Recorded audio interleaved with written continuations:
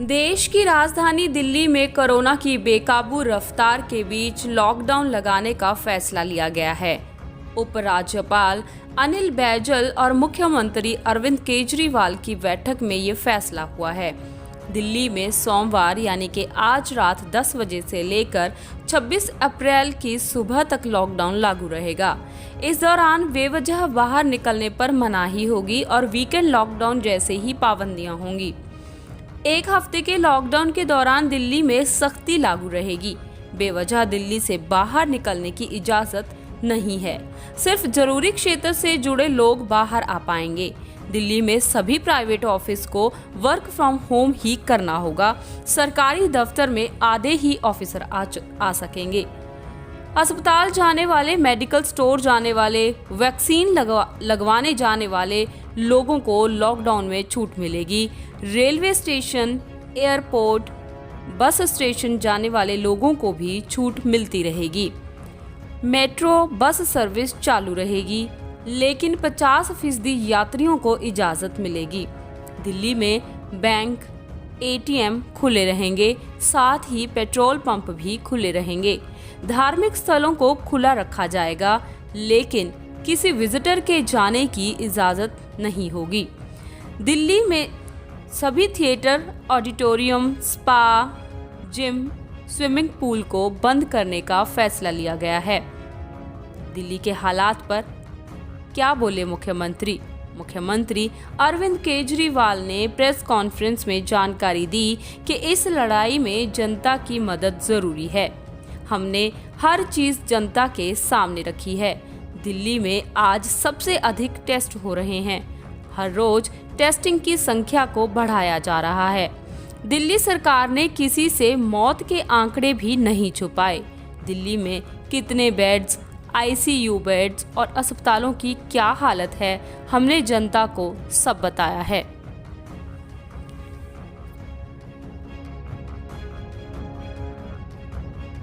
दिल्ली वासियों को मेरा नमस्कार।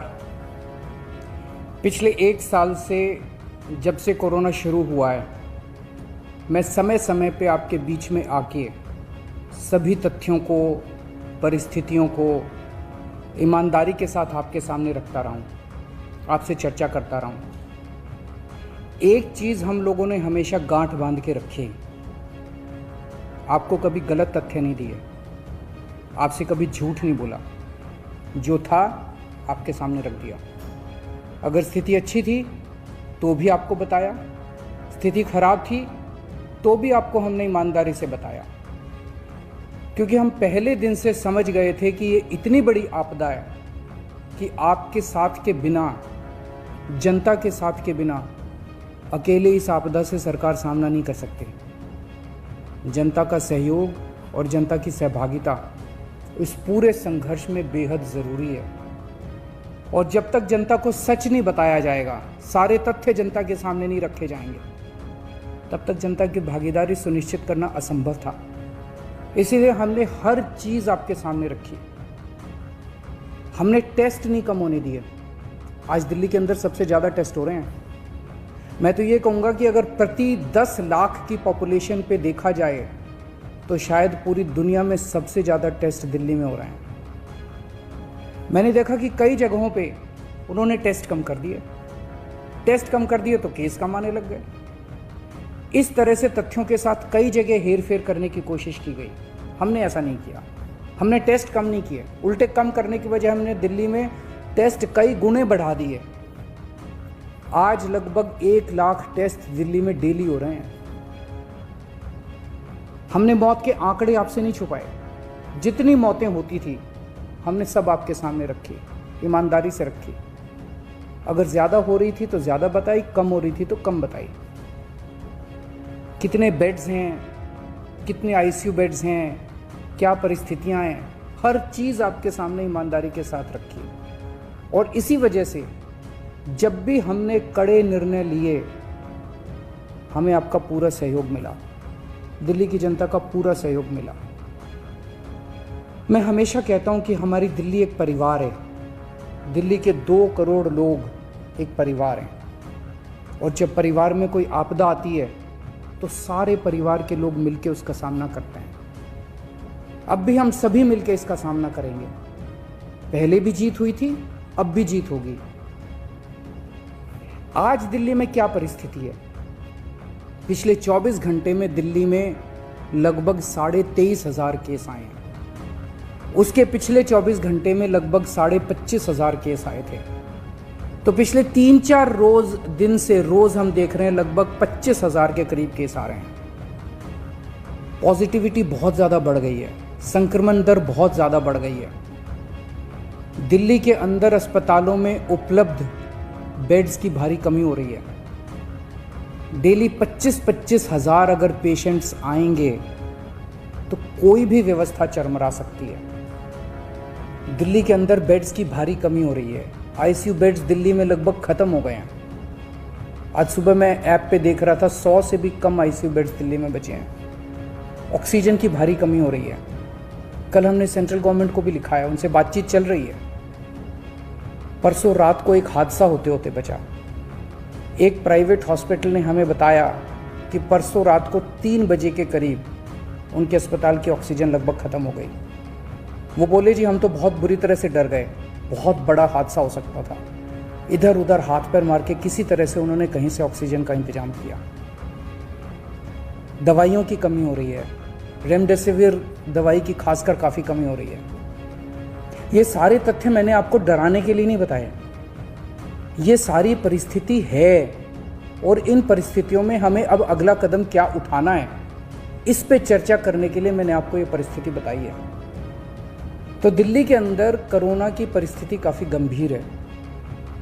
अभी तक हमने दिल्ली के अंदर हेल्थ सिस्टम को बड़े अच्छे तरीके से मैनेज किया। दिल्ली में चौथी वेव आई है।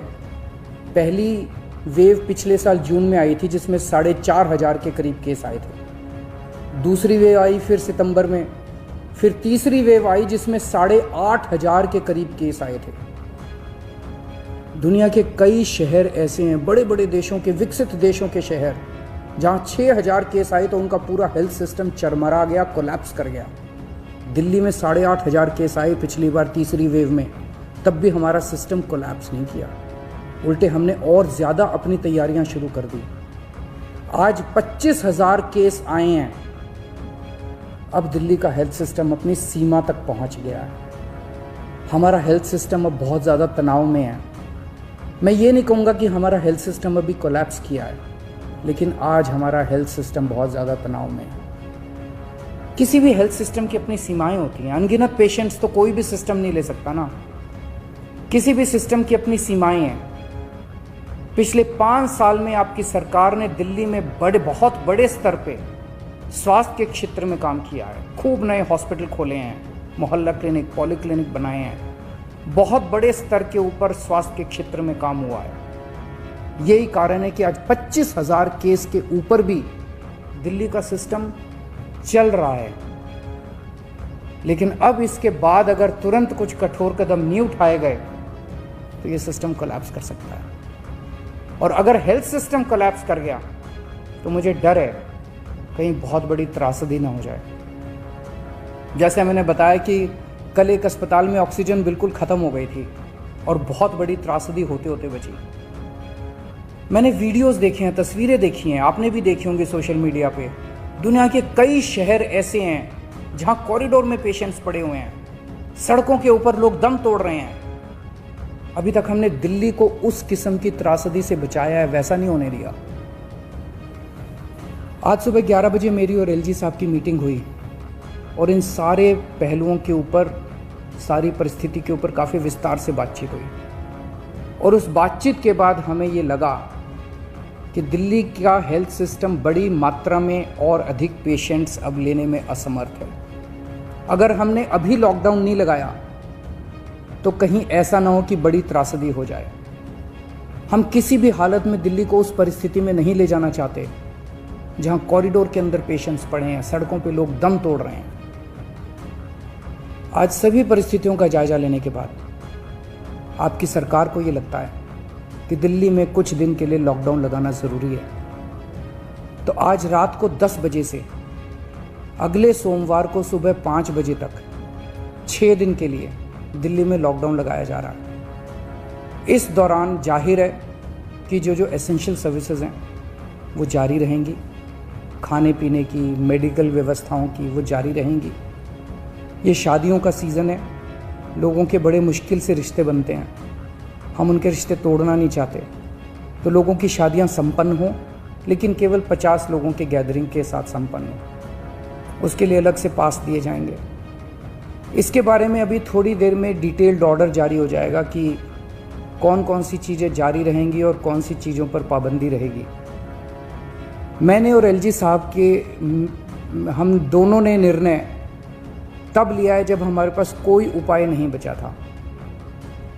हमारे लिए निर्णय लेना आसान नहीं था, क्योंकि मैं समझ सकता हूं कि लॉकडाउन के दौरान किस तरह से लोगों के रोज़गार ख़त्म हो जाते हैं, लोगों की कमाई ख़त्म हो जाती है, और ख़ासकर सबसे गरीब तबके के लिए तो ये बेहद मुश्किल होता है।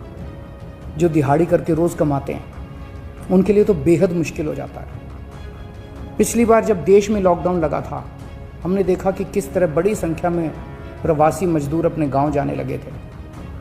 उनसे मैं ख़ास तौर से हाथ जोड़ के अपील करना चाहता हूं, ये छोटा सा लॉकडाउन है, 6 दिन का, दिल्ली छोड़ के मत जाइएगा। आपके आने जाने में इतना समय खराब हो जाएगा, इतना पैसा खराब हो जाएगा, इतनी ऊर्जा खराब होती है। दिल्ली में रहिए। मुझे उम्मीद है कि ये छोटा लॉकडाउन है और छोटा ही रहेगा। मुझे पूरी उम्मीद है कि शायद बढ़ाने की ज़रूरत ना पड़े। आप दिल्ली में रहिए। यकीन मानिए, हम पूरी ईमानदारी के साथ सब मिल के लड़ेंगे तो जल्दी इस मुसीबत से छुटकारा पाएंगे। मैं आपको यकीन दिलाता हूँ, सरकार आपका पूरा ख्याल रखेगी। मैं हूँ ना, मुझ पे भरोसा रखिए। मेरी दिल्ली के सभी नागरिकों से अपील है कि ये निर्णय हमने बहुत मुश्किल से लिया है। आप सब लोग जानते हैं कि मैं लॉकडाउन के सख्त खिलाफ रहा हूँ। हमेशा से मैंने लॉकडाउन का विरोध किया है। मेरा ये मानना है कि लॉकडाउन से कोरोना ख़त्म नहीं होता, लॉकडाउन से कोरोना की स्पीड कम हो जाती है। मेरा हमेशा ये मानना है कि अगर किसी भी शहर या राज्य की स्वास्थ्य व्यवस्था अपनी सीमा तक पहुंच जाए तो लॉकडाउन लगाना ज़रूरी हो जाता है, ताकि पेशेंट्स का नंबर कम हो जाए, ताकि हेल्थ सिस्टम को और दुरुस्त किया जा सके। ये जो 6 दिन का लॉकडाउन हम लगा रहे हैं, ये जो 6 दिन हम ले रहे हैं आपसे, इन 6 दिनों के अंदर हम बहुत बड़े स्तर के ऊपर और दिल्ली में बेड्स की व्यवस्था करेंगे। केंद्र से हम मदद मांग रहे हैं, उनसे लगातार संपर्क में हैं। केंद्र सरकार हमारी मदद भी कर रही है, उसके लिए हम केंद्र सरकार के शुक्रगुजार हैं। उनसे ऑक्सीजन की व्यवस्था करेंगे, दवाइयों की व्यवस्था करेंगे। इस लॉकडाउन के समय को हम इन सब चीज़ों के लिए इस्तेमाल करेंगे। मेरी अब सब लोगों से गुजारिश है कि लॉकडाउन का पूरी तरह से पालन करें, घर से बाहर इस दौरान ना निकलें। पहले भी हमने कई कठिन निर्णय लिए और आपने मेरा पूरा साथ दिया। मुझे पूरी उम्मीद है आज भी आप मेरा साथ देंगे। हम मिल के इसका मुकाबला करेंगे और ज़रूर जीतेंगे। नमस्कार।